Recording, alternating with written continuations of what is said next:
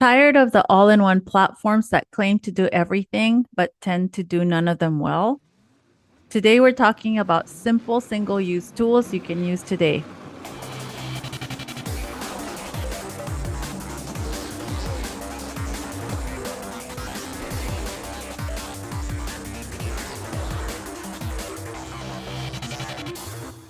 Welcome to the Diesel podcast, where we focus on developing innovation in English as a second or other language. I'm Brent Warner, professor of ESL, and I always have a bad time setting myself up on this Ixchell, but I'm also here with the wonderful Ixchell Reyes, uh, award-winning educator, and all the fun things. Ixchell, I hope that's a good enough introduction for you Good today. enough for me, All right, as long good. as you get my name right.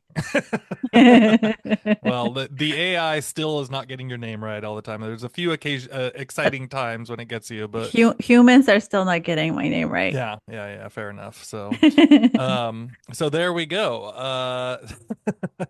I hope. Well, mm, how are we doing? The question should no longer be how are we doing, right? It's What are you but making? yeah, what are you making? What are you making? Yeah, I think that is a good one, right? Because based on the last episode. So what are you making, Ishel? Have you made anything recently? I haven't made anything, but I've made more time to spend at the gym. Does Hey, that there you count? go. Okay, Yeah. yeah, sure. And we're making this episode, so there we go.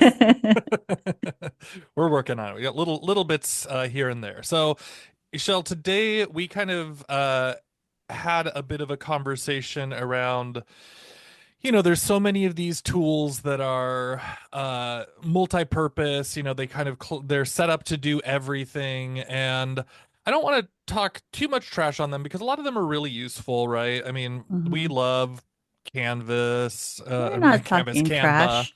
Yeah, I mean, we've got Canva, we've got Adobe Express, we've got Magic School, we've got all the Google things, right? They're All the nice. Google Yeah, things. well, and Google, we'll All have the to see Google things with all the things. with all the things. Yeah, like I mean, I think it's safe to say that some of these do, in some places, suffer from bloatware, right? There's just kind of too much stuff inside of all of them.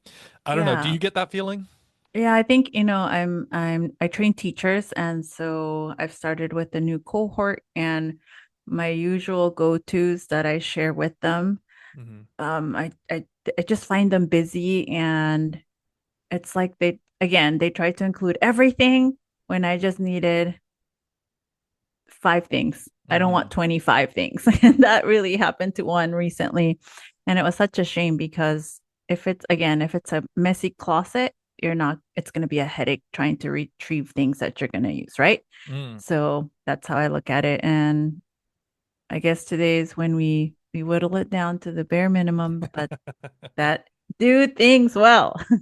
Well, and I think what we're trying to do is, I love a single use tool that's just like it does one thing, it does it well. I don't need to worry. Hopefully, if I don't even have to log in for it or to use it, if I can just access it and use it to help my students or use it to help me in my workflow, that's kind of what I wish we would go back to. Like it feels like early days Mm-hmm. of the apps conversations, right? Mm-hmm. But anyways, we are getting started on this, so I think we should jump in. All right. Well, one of my go-to tools before was Bitly because it was just easy to make my custom links Hmm. and students could access right away. Yep. But we recently found out, I found out through you, but then I got the email last week and they're going to start running ads, I believe, right? Yeah. They're gonna It's have a to watch little. an ad. Yeah, they're basically redirecting you to their site to watch an advertisement before you can go to the link that it sends you that it's meant to send you to, right? So Mm-hmm. it's not redirecting, it's redirecting, and you have to pay, you as the visitor to and whatever site have to pay to watch or to follow that link, right? So if it's bit.ly/diesel, it's not just going to send us right over to diesel.org. It's going to send you to a commercial of some sort Mm-hmm. and then over to diesel, which is just frustrating, right? We don't need that, at least as teachers. I mean, I get it on some business levels, and of course, but like, we don't need that.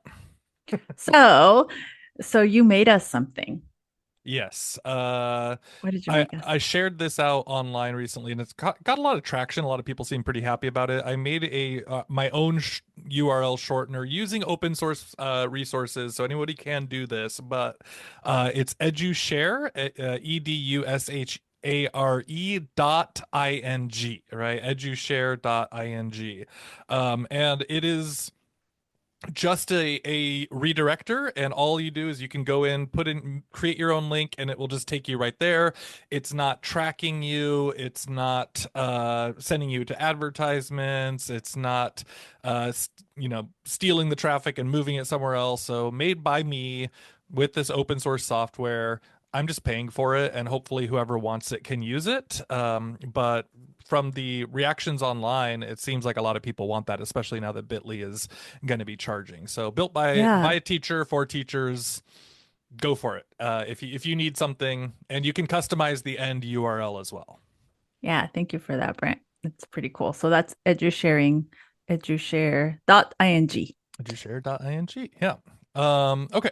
So my first one here is revision history.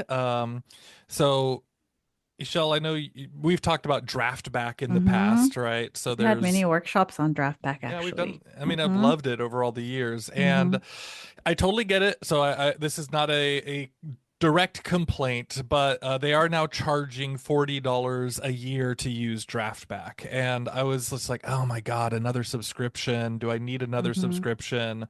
And the answer is no. I just don't need another subscription. Honestly, if he had said, hey, I'm going to charge a one-time fee of $40 or $50 and then you can get access to it forever, I would have paid right there. But every year to Mm-hmm. pay that, I'm just like, it's just everything is that subscription fatigue. And so unfortunately, I'm going to be moving away from Draftback, but there are a few other tools out there that do the same thing. And the one that I like the best, I think, at least for today, is revision history. So kind of does the same thing, right? You can kind of see a little bit. I don't know if it does the full video walkthrough. I think it does a few of those things, but um, if you're trying to see the history of your students writing, you can it's pretty nice because it shows you, hey, there was a big cut and paste at this section, right? Oh, okay, like, and it gives you the time, how much time the student spent writing on the document, information about what or where they cut and pasted, some of those things. So if you're just kind of trying to keep track of your students writing, again, a lot of this is great for the AI conversation. If you're saying, hey, I don't want, my students writing AI and I want to see if there are things being chopped right into this, that can be really useful. So, anyways, revision history is a plugin that you can get, and it goes right into your Google Docs, and it is still free. Excellent. Yeah. So I found a new tool recently. I'd been looking for websites that had dictations for my students. Um, Seeing as usually I have lower level students that need to have that listening comprehension. Hmm. And of course, there's a lot of websites that will have a portion of their material is dictations. But this one is called Linguno, Linguno, Linguno. Hmm. Um, and all it does is it gives you different text. It'll read you different texts in different voices, and it's adaptive. And so when I saw that it was adaptive and that you could just scroll down to a different topic, and then the student could simply listen to the dictation and either say it back to someone or write it down or type it in if they're studying on their own, I thought it was done well because I have a lot of resources that I've used, for my beginning learners, Hmm. and there may be like 50 dialogues that are there, but they're so old and they're not updated. And so, yeah, and so this is a good tool to have, on hand. Cool. Yeah, those dictations have always been a little bit tricky with the tech Mhm. stuff, right? It's never been Mhm. quite as good as what you're looking for. So, Right. so this is great. I'm gonna take a look at this a little bit more in depth. It looks pretty useful, and it says to be right now in beta, I Beta. The guess. the And so, beta is it's a new layout okay. that they're trying, and I think it's the adaptive that's the beta, but it's pretty cool. I'm assuming one day it's going to be an app, and I hope that there are not that there's not a subscription, but there's a pay for lifetime subscription, I guess. Yeah, yeah, yeah. I mean, that's all they're looking. But for Well, now, yeah. For now, it's free. mhm, Okay. So mine, I'm taking it back old school. Ixchell, mhm. Vocaroo.com.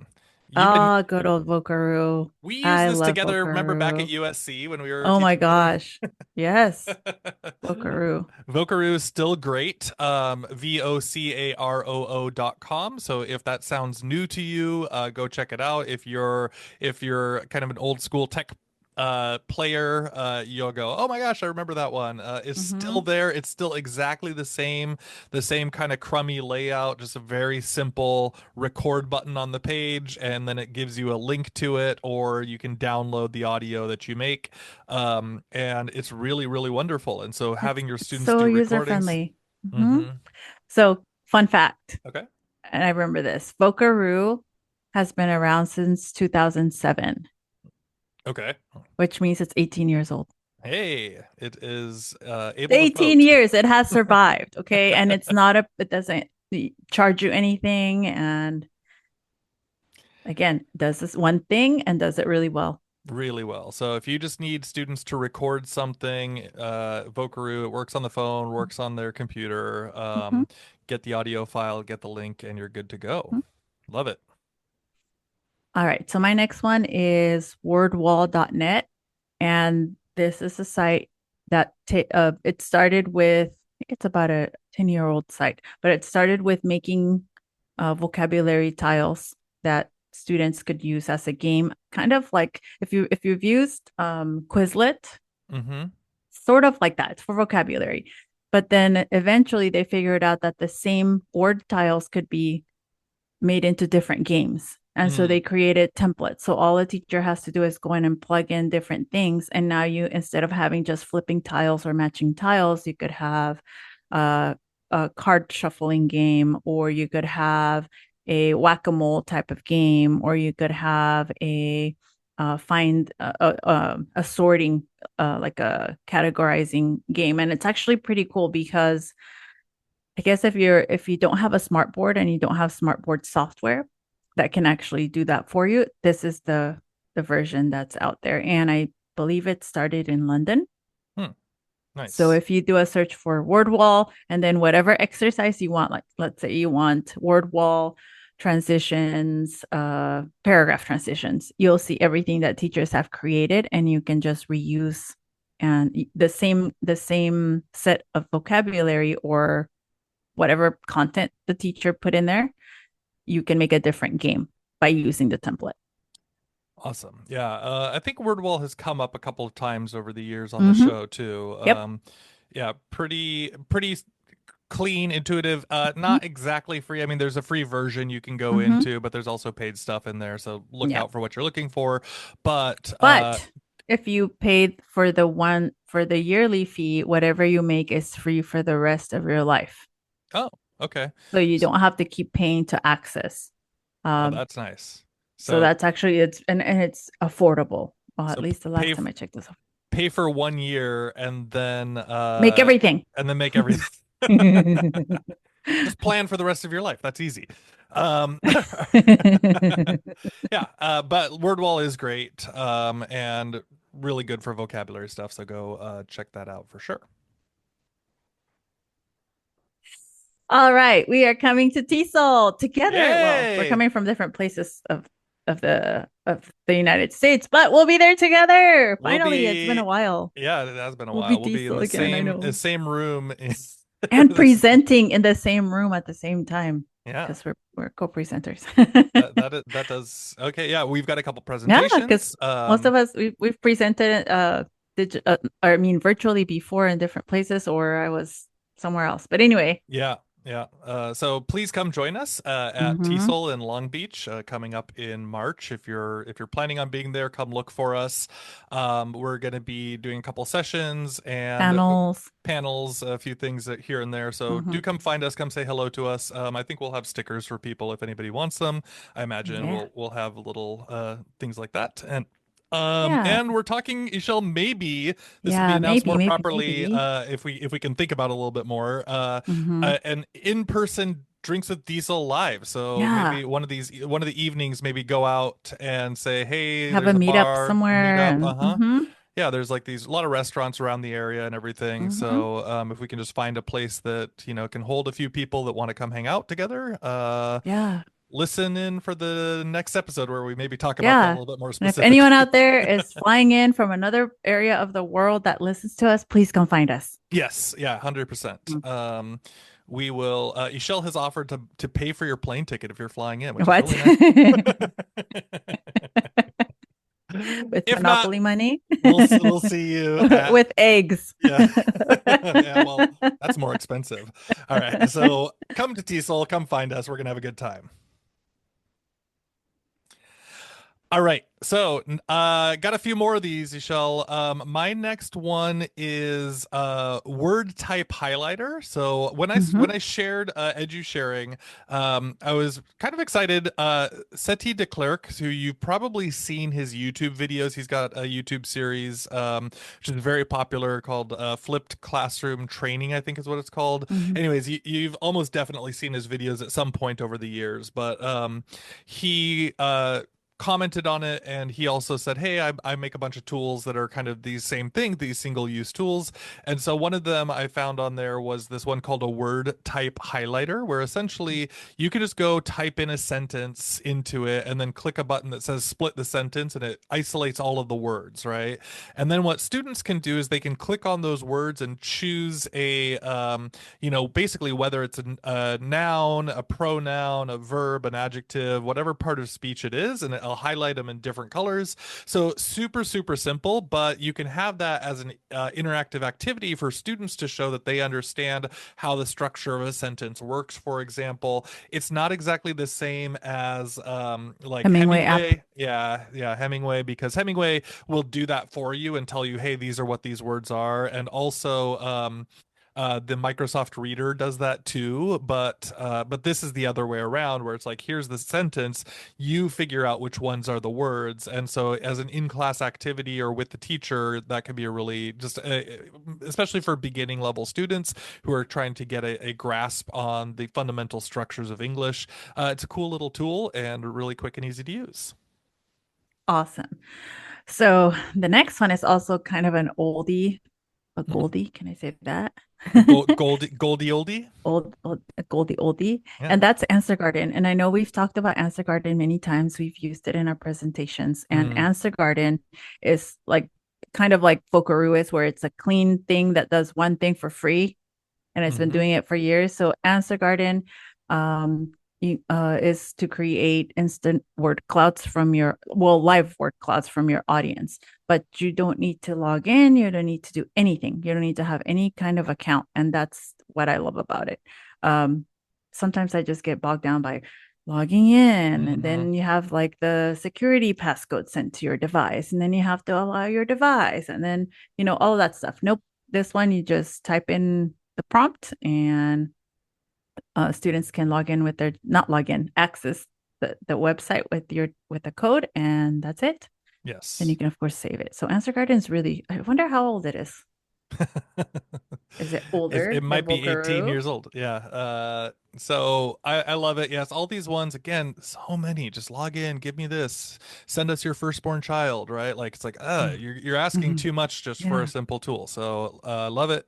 Anything with no login, I love. Okay, so following up with a no login option is Excalibur. So Michelle, have you seen this before?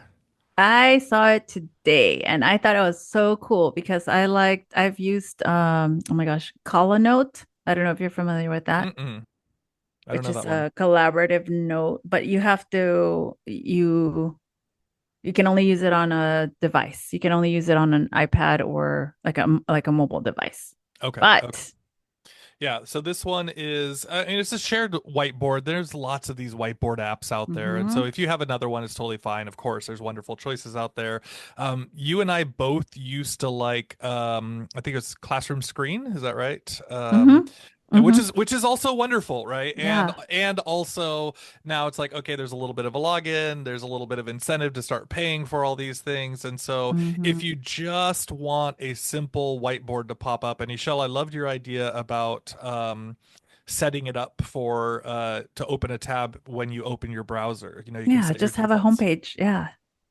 So set it as your home page. You can set up your browser to open, three or four very commonly used pages, and so it could be one of your pages that's open every time you open Hmm. work with your students or show your projector.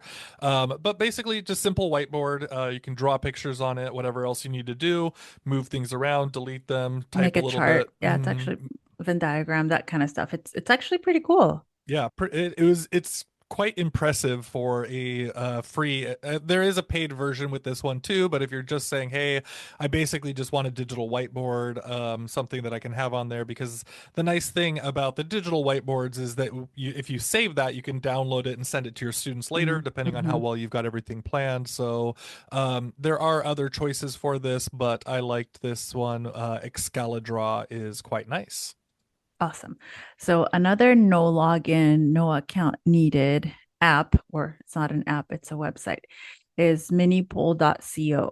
Okay. And as its name says, it's just a simple poll creator. You type in your question and people can access. So I know there's plenty of software and there's like Slido and there's all those other ones, but with that you need an account, and then there's just too many buttons to push. This is just Hmm. a very clean and simple, fuss free. I would call it foolproof for like Hmm. a.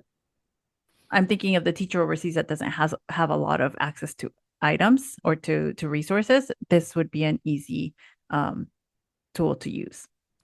It's perfect. I mean, this is exactly what we're talking about. Is it's like it's kind of that just-in-time teaching. So you're like, hey, I just Mm-hmm. thought I need to do this. I don't have the time. I mean, if you go into, for example, Kahoot to try and make something quick and on the fly, it's like, okay, There's you have to just too go. How many how buttons many now. seconds does each one need to Mm-hmm. be? Okay, what are you? Do you want to do this? Do you want to do this? Mm-hmm. Do you want? And it's like, right. There's so many Mm-hmm. decisions to make, and so this is really nice to just be able to go, boom, I have a question, a couple of answers I possibly want, and I'm going to get it up in 15 seconds, and it's good to go. So that is very useful for a lot of us. Yeah, and accessible, I think. Yes, 100%. So, last one here, Michelle. I don't know if you have any secret ones coming up, but the last one we have prepared is a PDF newspaper. So this is from an organization called Five Filters.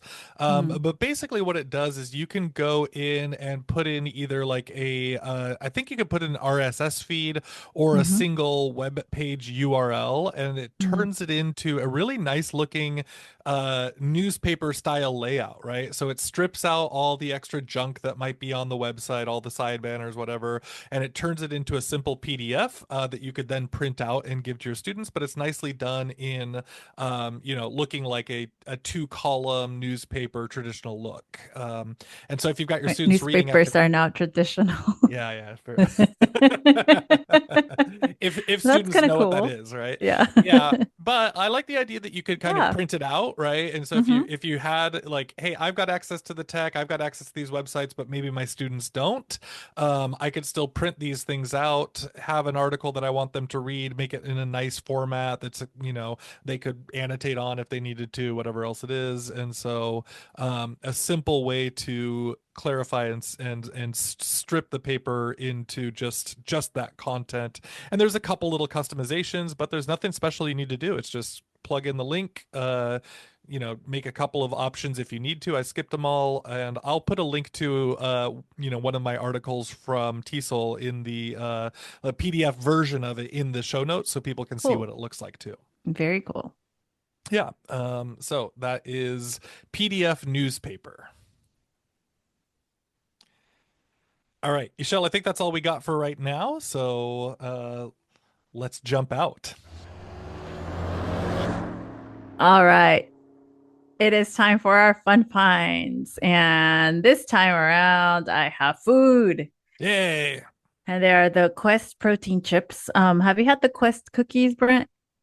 Quest, like there's Uh, Quest bars, Quest yes. Okay, cookies. I think Okay, so. so they have a whole line, whole product line of protein items that are actually pretty low in sodium and low in like added stuff like bloated, like I guess sugars and all preservatives. But since I'm trying to be healthier and trying to balance the amount of snacks that I take. If I'm feeling snackish, of all the different types of protein chips or quote unquote keto chips, these are actually pretty good. So the Quest protein chips, but I really, really, really like the chile lime ones. They are so Mm, good. okay, nice. So you're gonna bring some of those to Tesol to share and see what we Of all. course. All right. Yeah. Nice. Mine is also food related, but mine's a Oh, YouTube channel. ooh, So I'm not sure if you're familiar with Kenji Lopez, but he has no. a popular YouTube channel. He also Mm, has a second one called Kenji Lopez Alt, and that's the one mm-hmm, that I tend to subscribe to. I think his main one's more for like restaurant tours, kind of, and this mm-hmm. one's more like cook at home type of stuff. But he does all these cool, Is he half Japanese, half something? I believe so, yeah. That's cool. And so he does all this cool cooking stuff. It's covers the variety from like healthy to less healthy. Is not Mm, really the point. It's just kind of like, hey, here's something you can cook. And he talks clearly about how like how the food interacts with each other, right? So he'll talk about like, mm, okay, so if you're frying eggs, this is when you would put salt in while you're frying it, or versus if you took it out at the end, did it at the end, because if you put salt in while you're in the middle of frying it, it might make it the emulsification would change. So, but simple and accessible things that's that cool. he kind of just clarifies a little bit on like better choices for simple cooking. Mm-hmm. But anyways, great channel and a lot of fun, and he's just a you know easy to watch and follow along with what he's getting to. And we So need that yeah, these days. yes. Cool. All right. For the show notes and other episodes, check out diesel.org/116 for episode 116. You Mm, can find us on YouTube or Instagram at DieselPod. We're also on Threads and on Facebook. Same handle. yes. You can find me on the socials at Brent G. Warner. And you can find me on some socials at Ixie_Pixie. That's IXY_PIXY. All right, everybody. We hope this helped you out a little bit, and we'll see you in a few weeks. Diesel. We'll definitely see Woohoo. you at Tesol and Diesel at Tesol. It's gonna be a Diesel party. at Diesel. All right. Thank you. Bye.